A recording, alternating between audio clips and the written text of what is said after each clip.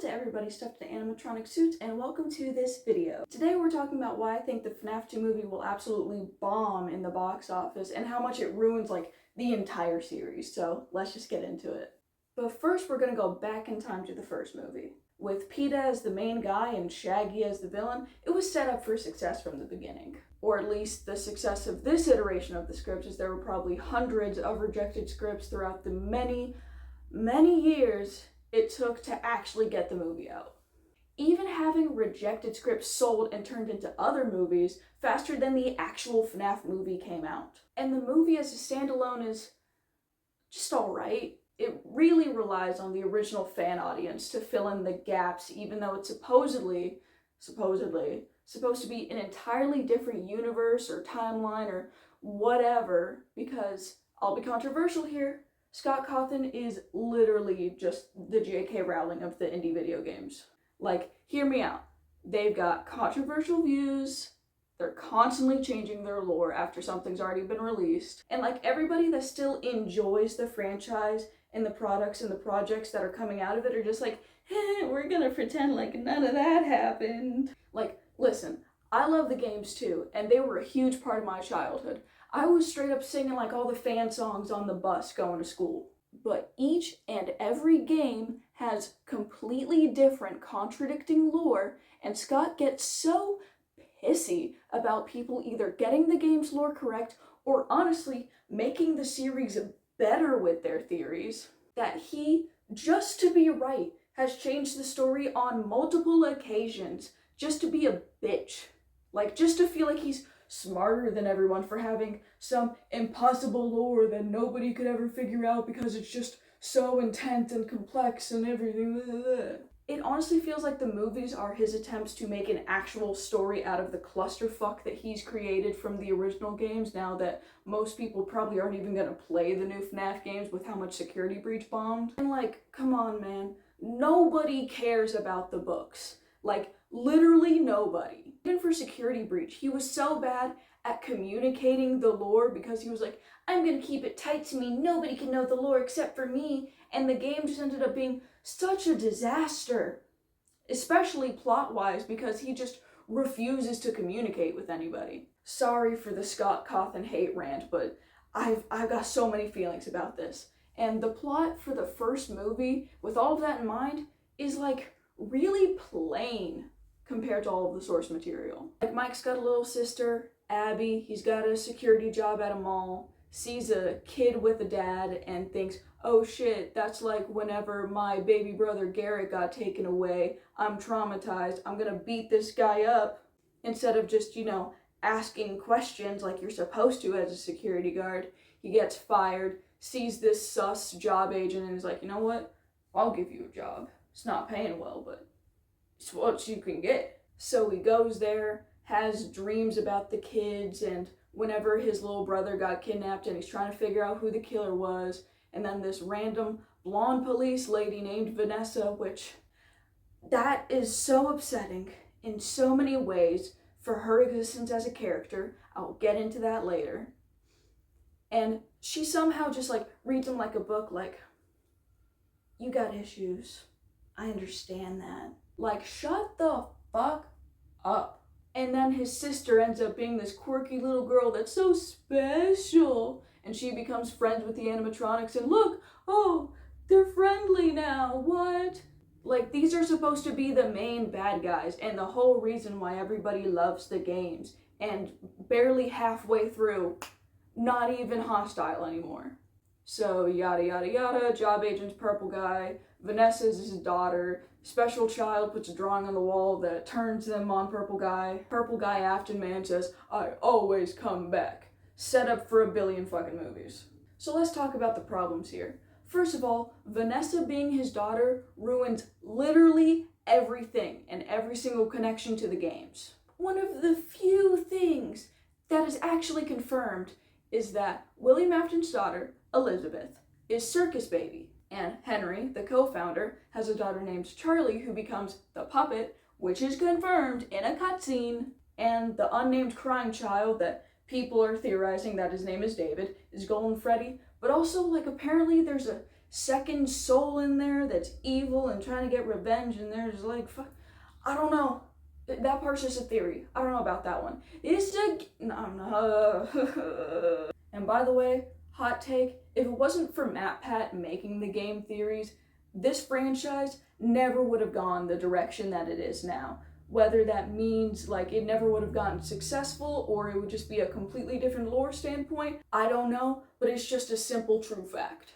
But Vanessa being a direct reference to Security Breach, which is supposed to be set in the far future where William Afton is apparently some kind of like AI evil version of him that it puts like malware, and she's like a cult member or something where she gets taken over by him through a VR system. And honestly, I feel like with the game's lore, it would have made more sense if she was some like robo-humanoid that was being taken over by Afton, or hell, even going by the original plot she was from and just make her some like cult leader and make her a twist villain. That would have been like honestly really freaking good. But no, she's a good guy with a dark and interesting past, and I bet my last freaking dollar she's gonna end up being a love interest that's like, oh my god, I need to be saved, whenever she's straight up a cop with a gun. But on a positive note, I will say I did enjoy the animatronics being friendly. Like the whole fort building sequence and everything, that was really cute. And that also shows that it is actual children that are in the suits, not some stupid freaking remnant ooze goo. But with it ending as them being friendly now, I feel like that kind of ruined the ability to make sequels. Because if all she is some quirky little psychic girl that can make these guys nice, then it's just gonna be the same exact movie every time where they just go to location, location, location. She's like, here's a drawing, now we're friends, whoa! That kind of release from the curse would be something that I'd want to see in like the last movie of the franchise, not the first one. Because wasn't it that whenever FNAF 2 came out, people thought that like the withered animatronics were the original FNAF 1 animatronics? So that way you could say that they were still evil, and William Afton took them to the next location. He scrapped them for parts to upgrade and make the new ones evil so he could be even stronger.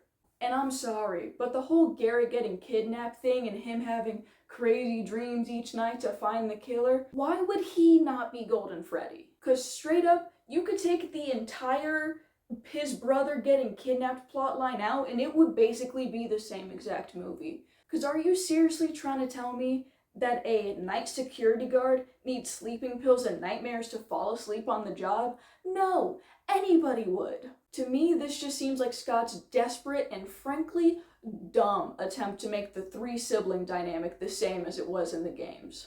Like, even the animatronics themselves felt like they were just lazily put into the plot for some little to no dialogue. Look at them, they're being scary and evil.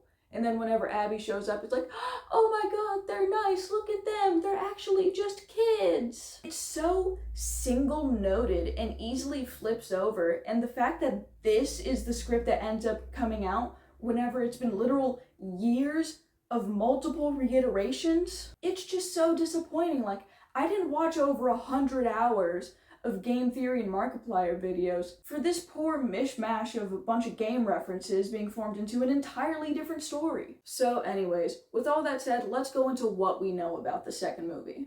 So for April Fool's last year, Scott released 4 scripts, and he said that 3 of them were fake and 1 of them were real. One was about Abby and Toy Chica inputting a code into something while Vanessa was tied up, and then Toy Chica goes, we did it, Abby! We're free! And the next one was literally about the government, of all things, being involved in the making of the animatronics.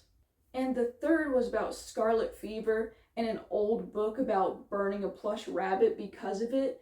And we haven't even seen the plushies. Honestly, they shouldn't even be showing up until FNAF 4. And then the final one was 2 little kids being led down a carousel. And honestly, when I first read all of these, I was hoping none of them were true because, man, they suck. It feels all so, like, corporate, if that makes sense. Like, the same way everyone was making fun of the Minecraft movie for Jack Black saying chicken jockey and flint and steel. Like, that's how I feel about these scripts. Like, just a squeaky clean image passed by a bunch of executives. And now going on to the teaser that came out while I was writing this script, it seems like out of all of them, the last one where those two kids are getting led down the carousel makes the most sense. But it kind of rubs me the wrong way that instead of seeing like the iconic FNAF 2 office with the big opening and the two vents and like the Freddy mask and everything, it seems more like they're going for that like carnival fair aesthetic that the Mimic game is supposed to be in. From what the trailer's showing, the animatronics are going to be free roaming in the real world rather than being stuck in the pizzeria. I swear to everything holy, if this movie franchise goes long enough that there's a movie about the fucking Mimic, I am going to put myself in a Springlock suit and walk into the ocean. Please subscribe before I do that though.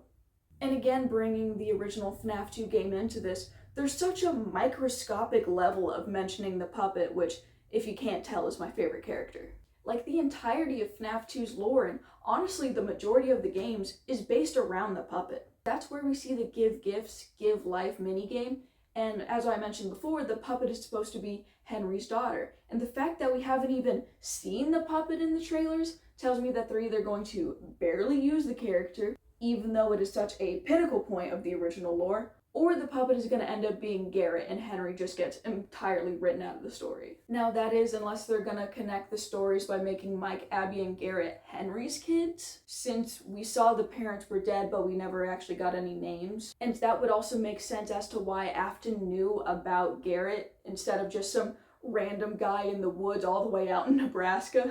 But really, yet again, it just feels like Scott pulling a J.K. Rowling and retroactively changing the script after the fact because he knows the story he originally created doesn't make any fucking sense. And in no world is Mpreg, Remnant, Phasgoo, AI Robo People, and Traveling Ball Pits, and a whole ass hallucination from pieces of metal a good way to explain what could be so simple of a story. There's a serial killer stuffing kids in suits, the kids haunt the suits, and each and every location you go to, you're either trying to set the kids free, or you're just some different night guard each time that ended up getting tricked into taking the job. It's just such a lazy cash grab to just sink his teeth onto FNAF forever and not stop beating this dead horse like a piñata until it stops spitting out millions of dollars. And he's also bleeding everybody's sanity dry for anybody that even attempts to try to make sense of his 4th grade level storytelling. What this also shows me is that now that Scott is given a lot of control to Steelwolf for producing the games,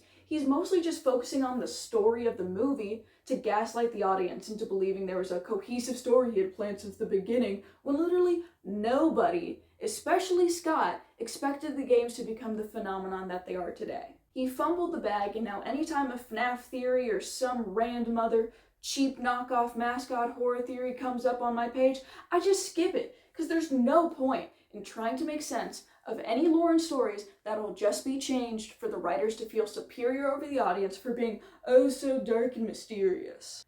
The games have gone to shit, the creator sucks, and everything that is now being released is just to sink its claws into a fading out franchise and take all your money. But for now, I'm gonna leave you here. Let me know down in those comments how you feel about the state of FNAF and how you felt about anything I said today. While you're down there, go ahead and leave a like for that sweet, sweet dopamine so I keep making these videos. But for now, I'm gonna go jump into a totally not suspicious looking ball pit.